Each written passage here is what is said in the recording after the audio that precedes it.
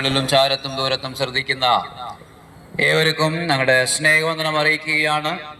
ഈ വൈകി സമയത്ത് ഈ ദേശത്തിൽ വരുവാനുള്ള ഉദ്ദേശം മദ്യത്തിനും മയക്കുമരുന്നിനും ലഹരിക്കും അടിമപ്പെട്ട് ജീവിതത്തിൽ സമാധാനമില്ലാതെ തകർച്ചയ്ക്ക് നേരെ പോകുന്ന വ്യക്തി ജീവിതങ്ങൾ എങ്ങനെയാണ് വിടുതൽ പ്രാപിക്കുക എന്നുള്ള ഒരു ചെറിയ സന്ദേശം നിങ്ങളോട് അറിയിക്കുവാൻ ആഗ്രഹിക്കോടെ ഇരിക്കുകയാണ്. അതിനായി അല്പസമയം നിങ്ങൾ ശ്രദ്ധിക്കുമെങ്കിൽ തീർച്ചയായിട്ടും നിങ്ങളുടെ ജീവിതത്തിൽ വലിയൊരു മാറ്റം തന്നെയായിരിക്കും. ഈ അന്ത്യകാലഘട്ടത്ത് മദ്യം, മയക്കുമരുന്ന്, ലഹരി ഇതുപോലെ പല സംഭവങ്ങളിൽ കൂടി മനുഷ്യന്റെ ജീവിതത്തിൽ സമാധാനമില്ലാതെ നാശത്തിലേക്ക് പോകുന്ന ജീവിതം നശിപ്പിച്ചു കളയുന്ന ഒരു അന്ധകാരത്തിലാണ് ഇന്ന് ജനം പോയിക്കൊണ്ടിരിക്കുന്നത്. ജനം ആഗ്രഹിക്കുന്നത് സമാധാനം വേണം എന്നാണ്. സമാധാനത്തിന് വേണ്ടിയാണ് മനുഷ്യൻ ഓടിക്കൊണ്ടിരിക്കുന്നത്. എന്നാൽ സമാധാനം ലഭിക്കാതെ വരുന്ന സമയത്ത് ഇതുപോലെ തെറ്റായ വഴികളിലേക്ക് മനുഷ്യന്റെ ചിന്ത മാറി ലഹരിക്കും മദ്യത്തിനോ മയക്കുമരുന്നിനൊക്കെ അടിമപ്പെട്ടു പോകുന്ന ഒരവസ്ഥയാണ്. ഇതുകൊണ്ട് എന്തെങ്കിലും ഗുണമുണ്ടോ എന്ന് ചോദിച്ചാൽ ഒരിക്കലും അതുകൊണ്ട് ഗുണമുണ്ടാകുന്നില്ല. മദ്യം കഴിക്കുന്നത് കൊണ്ട് ജീവിതത്തിൽ സമാധാനമുണ്ടോ എന്ന് ചോദിച്ചാൽ ഒരിക്കലും ഇല്ല. മദ്യം കഴിക്കുന്നത് കൊണ്ട് ജീവിതം തകരുന്നു, കുടുംബം തകരുന്നു, അതുപോലെ മനുഷ്യന്റെ ശരീരം മുഴുവനും തകർന്നു പോകുന്നു. അതിലുപരിയായി മനുഷ്യൻ സമ്പാദിക്കുന്ന ഈ സമ്പാദ്യം മുഴുവനും നഷ്ടപ്പെട്ടു പോകുകയാണ്. അതല്ലാതെ ജീവിതത്തിൽ മദ്യം കഴിക്കുന്നത് കൊണ്ട് അല്ലെങ്കിൽ ലഹരിയോ മയക്കുമരുന്നോ എന്തെങ്കിലും ഉപയോഗിച്ച് സമാധാനം നേടുവാൻ കഴിയുമോ എന്ന് ചോദിച്ചാൽ ഒരിക്കലും അത് കഴിയുകയില്ല. എന്തുകൊണ്ടാണ് ഇതുപോലെ സംഭവങ്ങൾ കടന്നു വരുന്നത്? എന്തുകൊണ്ടാണ് മദ്യത്തിന് അടിമപ്പെട്ടു പോകുന്നത്?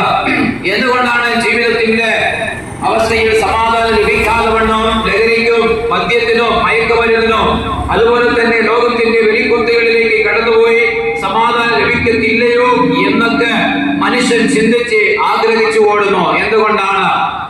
പ്രിയമുള്ളവരെ, മനുഷ്യൻ ഒറ്റ ഒരു കാര്യമേ ഉള്ളൂ, നന്നായിട്ട് ജീവിക്കണം, നന്നായിട്ട് കുടുംബജീവിതം അയക്കണം എന്നൊക്കെ ചിന്തിക്കുമ്പോൾ ഇതുപോലെ തകർച്ചയുടെ അനുഭവത്തിലേക്ക് പോകുന്ന ആ വിഷയം എന്തുകൊണ്ടാണ് സംഭവിക്കുന്നത് എന്ന് ചോദിച്ചു കഴിഞ്ഞാൽ മനുഷ്യന് കുടികൊള്ളുന്ന പാപത്തിന്റെ സ്വഭാവമാണ്. പാപ സ്വഭാവം ഇല്ല എന്ന് ആർക്കും പറയുവാൻ കഴിയുമോ എന്ന് ചോദിച്ചാൽ ഒരിക്കലും ഇല്ല. പാപ സ്വഭാവം ഇല്ല എന്ന് പറയുമെങ്കിൽ ഇതുപോലെ ഒരിക്കലും സംഭവിക്കത്തില്ലായിരുന്നു. കാരണം പാപം ഉള്ളത് കൊണ്ടാണ് മനുഷ്യന്റെ ചിന്ത മാറിപ്പോകുന്നത്. ഒരുപക്ഷെ പാപ സ്വഭാവം അല്ലെങ്കിൽ പാപത്തിന്റെ ആത്മാവ് മനുഷ്യനിൽ ഇല്ല എന്ന് പറയുമെങ്കിൽ ഇതുപോലെ സംഭവിക്കത്തില്ല. മനുഷ്യൻ നന്നായിട്ട് ജീവിക്കും, സമാധാനത്തോടെ അയക്കുവാൻ കഴിയും, കുടുംബജീവിതം നന്നായിട്ടിരിക്കും. എന്നാൽ സമാധാനത്തിന്റെ ഇടയ്ക്ക് സമാധാനം ഇല്ലാതെ വണ്ണം ഉണ്ടാക്കുന്ന പലവിധമായ വഴികളാണ് മദ്യം, മയക്കുമരുന്ന്, ലഹരി ഉപയോഗിക്കുന്ന സംഭവങ്ങൾ. ഇത് മുഖാന്തരം കുടുംബം തകർന്നു പോകുന്നു, ജീവിതം തകർന്നു പോകുന്നു, സമാധാനത്തിലേക്ക് എത്തിച്ചേരുവാൻ കഴിയുന്നില്ല. എന്നാൽ ഈ സമാധാനത്തിലേക്ക് എത്തിച്ചേരുവാൻ കഴിയുന്നവണ്ണം ഒരുവനെയാണ് നിങ്ങളുടെ മുമ്പിൽ ഞങ്ങൾ വരച്ചു കാണിക്കുവാൻ ആഗ്രഹിക്കുന്നത്. കാരണം ഞങ്ങൾ വിളിച്ചു പറയുന്ന ഈ സത്യ സുവിശേഷം എന്ന് പറയുന്ന കർത്താവ് യേശു പറഞ്ഞു, ഞാൻ എന്റെ സമാധാനം നിങ്ങൾക്ക് തരാം, ലോകം തരുന്നത് പോലെയല്ല എന്റെ സമാധാനം നിങ്ങൾക്ക് തരാം എന്ന് പറയുവാനിടയായി. അങ്ങനെയെങ്കിൽ ലോകത്തിന്റെ സമാധാനമല്ല, ലോകത്തിന്റെ സമാധാനം എന്ന് പറയുന്നത് അല്പമാത്രമേ ഉണ്ടാകത്തുള്ളൂ, അല്ലെങ്കിൽ ഒരു പരിധി വരെ ഉണ്ടാകത്തുള്ളൂ. അതിന്റെ അപ്പുറത്ത് നിത്യകാലം സമാധാനം തരുവാൻ കഴിയത്തില്ല.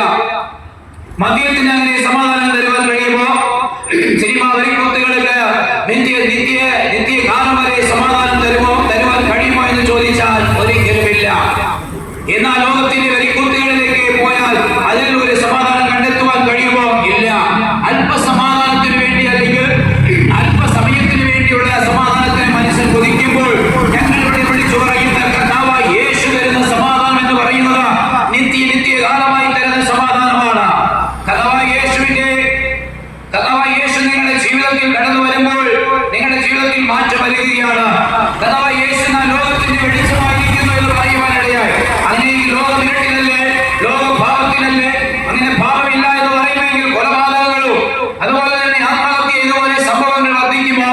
ഇന്നത്തെ കാലഘട്ടത്തിൽ നടക്കുന്ന, ലോകത്തിൽ നടക്കുന്ന, നമ്മൾ താമസിക്കുന്ന കേരള പട്ടണത്തിൽ നടക്കുന്ന സംഭവങ്ങൾ തന്നെ നോക്കിക്കഴിഞ്ഞാൽ എങ്ങനെയൊക്കെ ഇത് സംഭവിക്കുന്നത് എന്തെന്ന് നമ്മൾ ചിന്തിച്ചു പോകുകയാണ്. കാരണം അതുപോലെ സംഭവങ്ങളാണ് മാധ്യമങ്ങളിൽ കൂടിയും ന്യൂസിൽ കൂടിയും നമ്മൾ കാണുകയും കേൾക്കുകയും ചെയ്യുന്നത്. കാരണം നമ്മളെ ഞെട്ടിപ്പിച്ച് കളയുക